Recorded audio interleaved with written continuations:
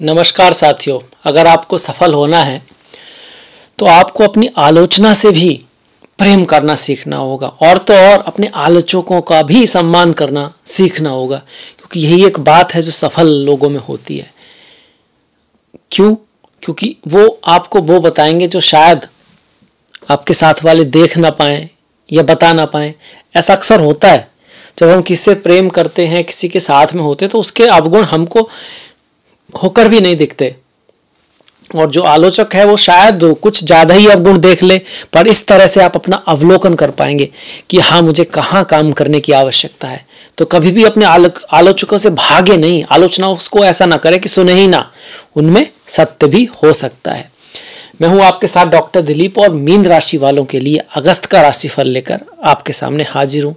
काफ़ी महत्वपूर्ण महीना है ये, और इसका विशेष महत्व इसलिए है कि आपकी जो राशि का स्वामी है वो गुरु है और वो मंगल के साथ है। गुरु मंगल योग बना हुआ है, तो जो कुंडली का राजा है वो अगर मंगल के साथ है तो बड़ी बात हो गई, आपके लिए अच्छी बात है। क्योंकि मंगल क्या है? एक्शन है, एनर्जी है, पावर है, शक्ति है, डिसिप्लिन है। और गुरु क्या है? गुरु ज्ञान है, बुद्धिमता है, दूरदृष्टि है। तो व्यक्ति के पास अगर ज्ञान भी हो और शक्ति भी हो और वो एक्शन भी ले तो उसे सफलता से कौन रोक सकता है? इसके बारे में बात करेंगे। और ये पराक्रम के भाग में आपका योग बना हुआ है। वहीं राहु प्रथम भाव में रहेंगे। शनि की आपकी 7.5 चल रही है, पर शनि वक्री है। सूर्य जो है, शनि 12वें भाव में है। सूर्य आपके पंचम भाव में रहेंगे 16 तारीख तक, और 16 तारीख के बाद सूर्य अपनी ही राशि, सिंह राशि में आ जाएंगे। तो ये भी विशेष बात है, साल में सिर्फ एक बार ही सूर्य सिंह राशि में आते हैं। बुध और शुक्र को हम देखें तो प्रथम दृष्टया वो आपको 6ठे भाव में दिखाई पड़ते हैं, सिंह राशि में।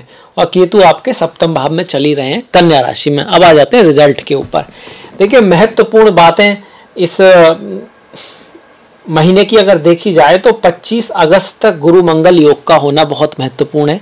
चूंकि आपकी कुंडली में गुरु आपके प्रथम भाव के, ये जो वीडियो है वो मीन राशि वालों के लिए, लग्न वाले भी देख सकते हैं। प्रथम भाव का स्वामी आपकी खुद की प्रतिष्ठा को, आपकी समाज में स्थिति को दिखाता है, आपके बचपन को भी दिखाता है। पहला भाव ये बताता है कि दुनिया में आपकी ऑरा कैसी होगी। किसी कुंडली को देखना हो और लगन में ही दिक्कत हो, लगन में कोई राजयोग नहीं है, लक्ष्मी योग नहीं है, उल्टा दरिद्र योग बना है, तो आसपास वाले योग शायद ही रिजल्ट दे पाए।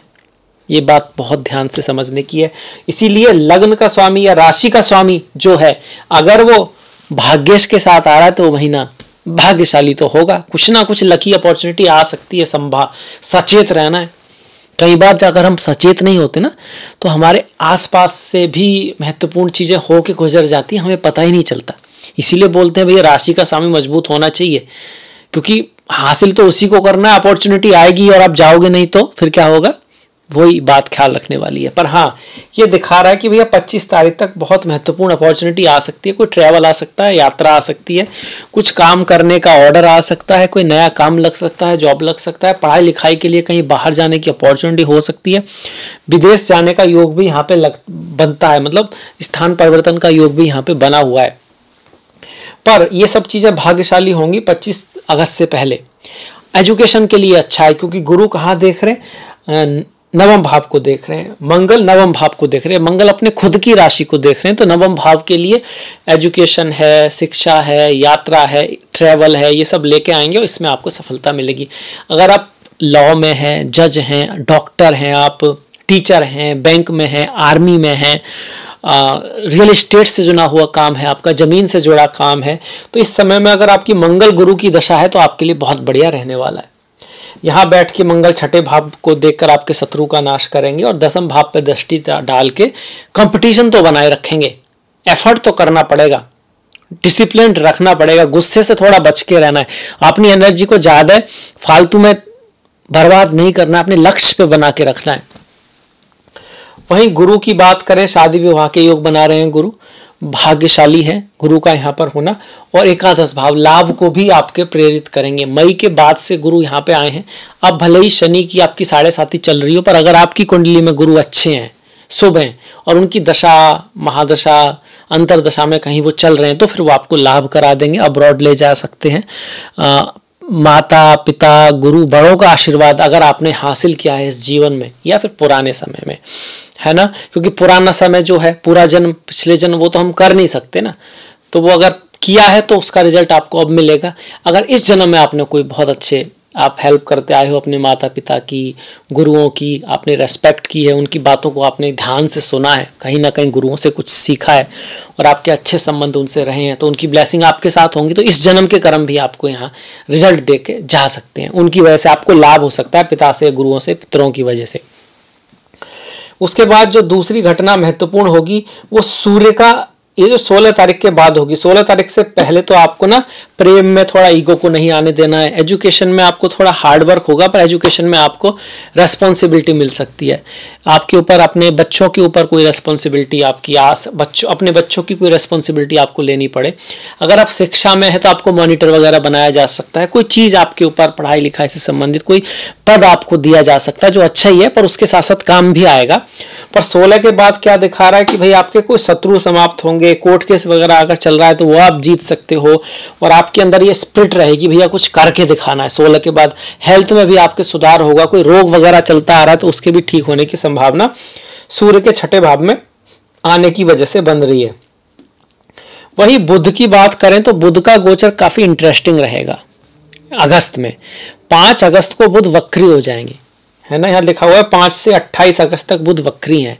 और आपके चार्ट में बुध जो है वो चौथे और 7वें के मालिक हैं। चौथा मतलब हो गया माता का प्यार, प्रेम, आपकी मदरलैंड। तो हो सकता है कुछ लोग वापस से अपनी मदरलैंड पर जाएं, अगर दूर रह रहे हैं तो माता के स्वास्थ्य में कुछ उतार चढ़ाव रह सकता है। जिस तरह से आप अपने आप को व्यक्त करते हो वहां पर आपको ना थोड़ा सोच समझ के कहना है, बोलना है, कोई मैसेज कन्वे करना है, क्योंकि वो तो वाणी भी है, तो वाणी में भी कोई गलती हो सकती है, जानबूझ कर नहीं। और खास करके डॉक्यूमेंट्स, कोई इलेक्ट्रिक आइटम आप खरीद रहे हो उस समय आपको ज्यादा ध्यान रखना है, क्योंकि बुध क्या है, युवराज है। एक तो बुध है ना, युवराज हैं आप, बुध जो है युवराज हैं। इसके साथ साथ बुध संदेश वाहक भी हैं, जो मैसेंजर होता है ना, जो एक मैसेज को इधर से उधर ले जाने का जो कार्य करता है, वो भी बुध है आपका। बुध आपका बिजनेस भी है, आपके केस में वो आपके रिश्ते भी हैं, पार्टनर भी है। तो यहाँ पर आपको चीज़ों में सुधार करने की आवश्यकता है। यहाँ पे कोई बहुत बड़ा करने की आवश्यकता बिजनेस में आपको इस महीने है नहीं। एक तो शनि वक्री, ऊपर से बुध भी वक्री 25 तारीख तक, 29 तारीख तक। तो जो पहले की चीजें हैं ना, जो बिजनेस में चल रहा है, वहीं पे सुधार करने की ज्यादा आवश्यकता है। एकदम से कुछ नया करने के लिए ये महीना भी बहुत ज्यादा ग्रेट नहीं है, बुध के वक्री होने की वजह से। इसमें से 5 से 28 तारीख तक वक्री तो रहेंगे, पर 16 तारीख को वक्री मतलब पीछे जाते जाते 16 को फिर ये जो वक्री जो सिंह में है, ये फिर ना कर्क में प्रवेश कर जाएंगे आपके। 16 अगस्त को माफ कीजिएगा, 12 अगस्त को जो बुध है कर्क में प्रवेश कर जाएंगे, मतलब पीछे जाते जाते फिर यहाँ पर पहुंच जाएंगे, आपके उल्टे जा रहे हैं ना, कर्क में पहुंच जाएंगे। जब यहाँ पर जाएंगे, चूंकि वो वक्री हैं, पर फिर भी कुछ 16 के बाद आप ये कह सकते हो कुछ पॉजिटिविटी आ सकती है घर जमीन से संबंधित काम में, या रिश्ते में, या फिर बच्चों से संबंधित, एजुकेशन से संबंधित, कार्य से संबंधित कोई पुराना काम आपके सामने आएगा। अगर आप उसको करोगे तो वो आपके लिए बढ़िया रहेगा। फिर 29 तारीख को बुध जो है यहीं कर्क राशि में मार्गी हो जाएंगे। मार्गी का मतलब सामने चलते हुए दिखाई देंगे। सूर्य की बात कर लेते हैं। 16 के बाद जब सूर्य होंगे यहाँ पर, बहुत बढ़िया है। एक बात बतानी भूल गई कि ये आपको खर्चा थोड़ा सा जरूर बढ़ा सकते हैं। वहीं शुक्र की बात अगर हम करते हैं तो शुक्र आपके 25 अगस्त को शुक्र कन्या में जाएंगे, मतलब 25 अगस्त तक शुक्र यहीं पे बैठे रहने वाले हैं, यहीं पे रहेंगे। और 25 के बाद फिर यहाँ कन्या में जाके नीच के हो जाएंगे। तो 25 तारीख मतलब पूरा महीना आ गया, कहीं ना कहीं ये विपरीत राजयोग बन रहा है। तृतीय का स्वामी छठे में जाए, या अष्टम का स्वामी छठे में जाए, इसको विपरीत राजयोग बोलते हैं। मतलब स्थिति थोड़ा बहुत बेस्ट तो नहीं है, मतलब स्थिति थोड़ा बिगड़ेगी कहीं ना कहीं रिलेशन के मामले में, सास ससुर के साथ, छोटे भाई बहनों के साथ, पर कुछ ऐसी खतरे की बात नहीं है। अंत में चीजें बेहतर हो जाएंगी, ठीक हो जाएंगी, क्योंकि यहाँ विपरीत राजयोग भी बन रहा है। 25 के बाद आपके जो हैं शुक्र नीच के हो जाएंगे। बहुत ज़्यादा ध्यान रखने की आवश्यकता है आपको रिश्तों के मामले में, व्यापार के मामले में, क्योंकि ये भाव प्रथम दृष्टया यात्रा का है, शादी विवाह का है, पार्टनरशिप का है, बिजनेस पार्टनरशिप का है। 25 के बाद बिजनेस में हमको बहुत ध्यान रखना है। कोई ट्रांसफॉर्मेशन, बदलाव आ सकता है, एक्स्ट्रा कोई प्रॉब्लम भी आ सकती है जिसको हमको हैंडल करना पड़े, तो उसके लिए पहले से तैयार रहना है और बहुत ही कॉशियसली हमको डील करना है, खास करके फीमेल्स के साथ, है ना। तो ये कोई बहुत बढ़िया खूबसूरत योग नहीं है जब शुक्र और केतु मिल रहे हो। ये मैरिज लाइफ में भी हमको हल्का सा ध्यान रखना है, प्रेम में भी इसका फर्क पड़ता हमको दिखाई देगा।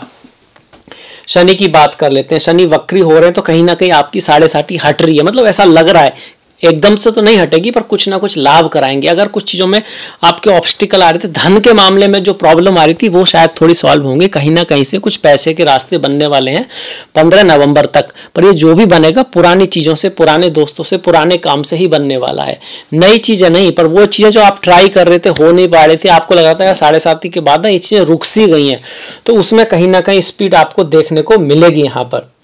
इसके साथ साथ बच्चों के प्रति आपकी जो रेस्पॉन्सिबिलिटी बढ़ने वाली है, सास ससुर के साथ कुछ मतभेद भी रह सकते हैं, पर वहां से कुछ इनहेरिटेंस वगैरह का अगर कोई इशू चल रहा था, नहीं मिल पा रहा था, या एजुकेशन से संबंधित कोई काम आपका अटका पड़ा था, संतान से संबंधित कोई काम अटका पड़ा था, वो होने की संभावना है। पुराना काम जो अटका पड़ा था उसके होने की संभावना यहाँ पर बनती है। राहु है, प्रथम भाव में बैठे हुए हैं, आपका काफी प्रयास रहेगा दुनिया में कुछ करने का, है ना। और ध्यान रखिएगा कि आप एडिक्शन वगैरह की तरफ न जाएं। स्पिरिचुअलिटी, आध्यात्म में मीन का राहु अच्छा है, देश विदेश यात्रा कराता है, ट्रैवल कराता है, पर खर्चा बहुत रखता है। राहु का यहाँ पर बैठा धर्म के प्रति, ज्ञान के प्रति आपकी ललक को बना के रखेगा। पर जैसे बोलते हैं ना, धोखा हमेशा खूबसूरत होता है, तो किसी धोखे में बिल्कुल ना आए, प्रैक्टिकल रहें। वहीं केतु, आपको रिश्तों में, बिजनेस में थोड़ा सा ख्याल रखना है।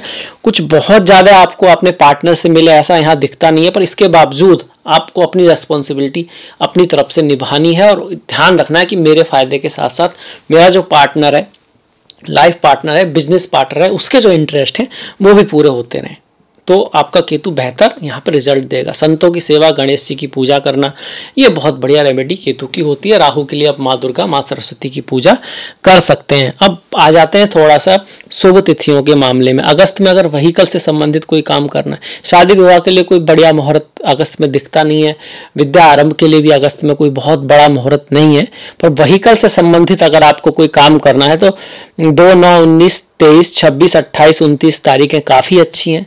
वहीं घर जमीन से संबंधित कोई काम है तो 4, 5, 15, 23, 28, 29 अच्छी तारीखें हैं।